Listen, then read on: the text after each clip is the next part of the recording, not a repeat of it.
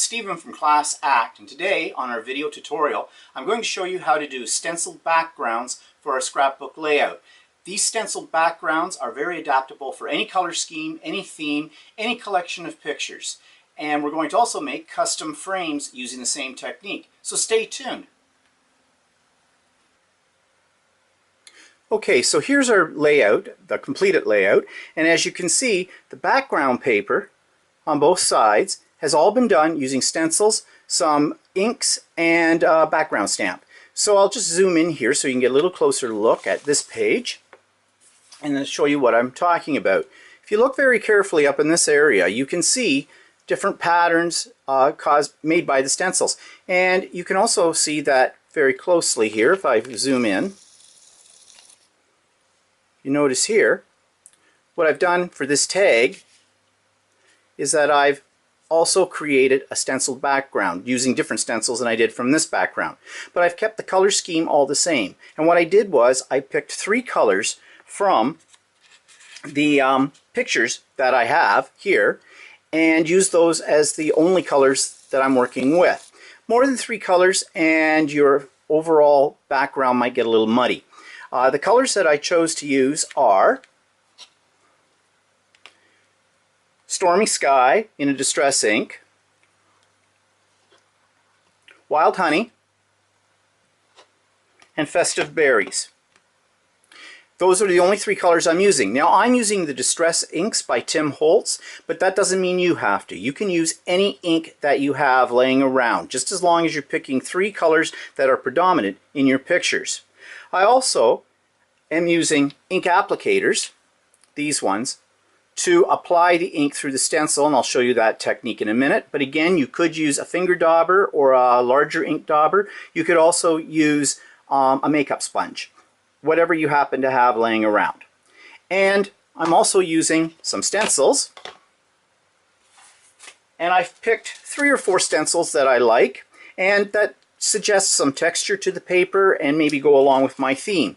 You can see that these 4 different stencils that I'm going to use in this presentation are all very different from each other, but we're going to be layering them on top of one another, and that really creates the overall effect. Also, we're using a background stamp, and this one is just a series of lines, but you could use almost anything. And check out the selection of collage stamps that Carol has in the store, because they will work very well for this technique. So let's go on with what you need to do.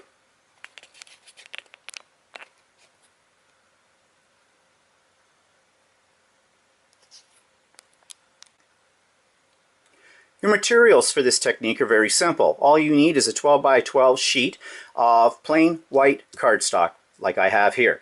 And you pick your first stencil, and you're going to pick your first color. Now the first color should be the lightest color, and you should arrange your colors from lightest to darkest. It's easier to layer over top of lighter colors than it is to layer over top of darker colors. So my first color I'm going to use is the yellow, the Wild Honey, and you want to get your ink really juicy. And get your pad, your applicator, especially if it's a brand new one, well covered in ink. Now you can put your stencil anywhere you want. I don't suggest though going right to the center. Start off to maybe one corner and go off the page. And all you do is hold down that stencil firmly and pounce. Pounce. You can rub a little. Depends on the intensity. And we're not interested here in putting down a really heavy layer of color, because, oops, I moved the stencil. And if you move the stencil, that doesn't matter because you're going to be layering over top of it, so you're not really making a mistake. So we'll get some more color on here, and I think I'll throw one. Don't be afraid to change your stencils around either, to put them on an angle. They don't have to go straight up and down. They don't even have to go upside right. You can put them any way you wish, and you don't have to do the whole stencil. You can just do partial areas if you wish, because on this first layer we're just interested in getting the ink down. Okay, that looks pretty good. Maybe we'll put a couple in here, put a couple in here, put a couple in here. Okay, one more there. So that was my first stencil. Now you can see the colors, there's darker to lighter. That just happened. and I'm not worried about that. So now I'm going to go to my second stencil, and really it's up to you how you pick your stencils. I tend to go from the ones that have a really definite pattern to the ones that are more a background stencil. So here's one with another definite pattern. So I think I'll start it up here, and this time I'm going to go into my red, which is Festive Berry, and the same technique. Just pounce it on. Don't worry if you don't cover the whole thing. Just put it down in another area. It's kind of fun to do this, and you'll never come up with the same thing twice. So if I was to try to duplicate this, well, I might be able to, but because the ink is going to vary in its shades and in how much I put on, you're not going to get the same effect. But that's okay, because remember, this is background. A lot of this will not be seen once your pictures are on the page. Okay, so that's my red. And now let's go to my blue. And for this, I'm using some variated circles. So again, don't have to cover the whole stencil. Randomly put it wherever you like. Turn it this way.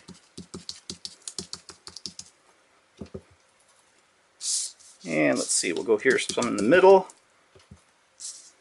some down here. At this point, we're on our third layer, so you want to get rid of some of the white space, more of it. So look for the areas where you don't have some stenciling and try to kind of fill it in.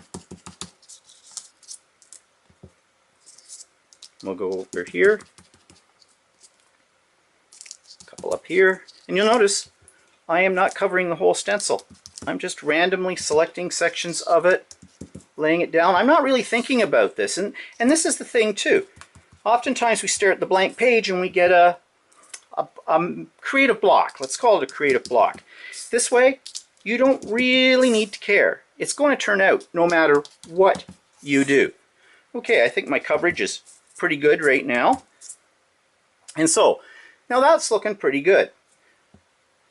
The next one, now this is something, if you don't have a background stamp, you might have a background stencil. This is sort of a background stencil. As you can see, it's just random lines and little tears and rips. And I've already used my 3 colors. I could go back and use one of those colors again, but I think for this, I'm just going to stick to good old black. Now I'm going to do this sparingly and more subtle. So I'm just putting it on as I did before. And you notice you may not even be able to see it at first. But when you really look at the page, and we'll take a look at it in a minute, you will see that these lines are actually there. And they're adding some depth to our overall page. Again, I'm really not being too concerned about where I lay these down. And as I said, I'm using the black because I've used the other 3 colors, and I'm just using this sort of as almost a shadow effect. It's kind of in the background. Okay, give it one more shot right in here. So there we go. So before we put on our background stamp, let's just take a look at this. I'm going to zoom in a bit. So you see the texture, you see the color, you can see a little bit of those lines that I just put in. All of that is there, and didn't take us long, and I think the overall effect is quite neat. Now, just to add a little bit more dimension to it, we're going to use our background stamp, and as I said, this could be anything that pleases you. I'm using this particular one as just some random squiggly lines, and again, let me get my acrylic pad.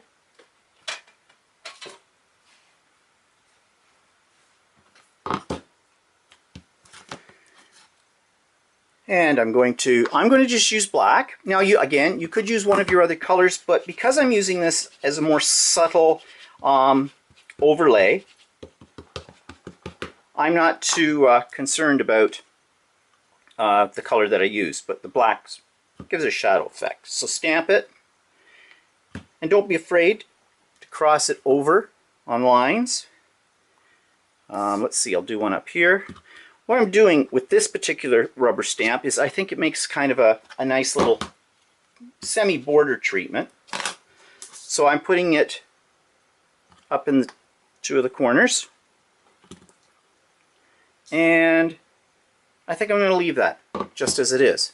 So there's my overall page. It's done now. Now, if I look at this and I think that it needs more, I can do that. It might be a little too light for my pictures, so I might want to use one of the darker colors and make it more prominent on it. But either way, this is my background paper.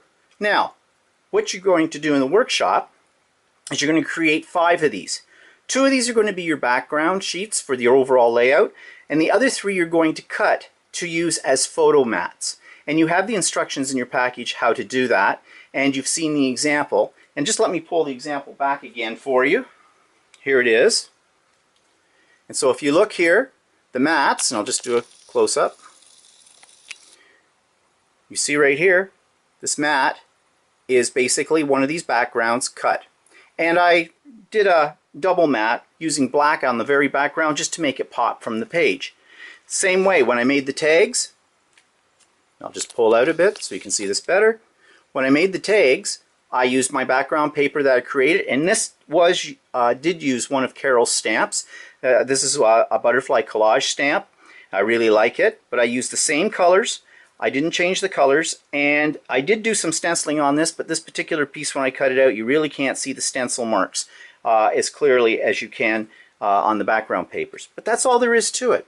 So every combination you create is going to be different. It's fun to do, and this is going to be part 1 of a series of workshops that I want to do, showing you different mediums you can use with your stencils to create really neat background pages.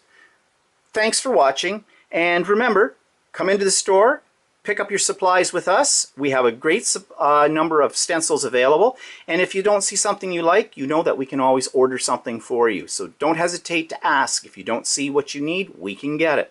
So stay tuned for more kits, more techniques, and more videos from me, Stephen from Class Act. Bye-bye.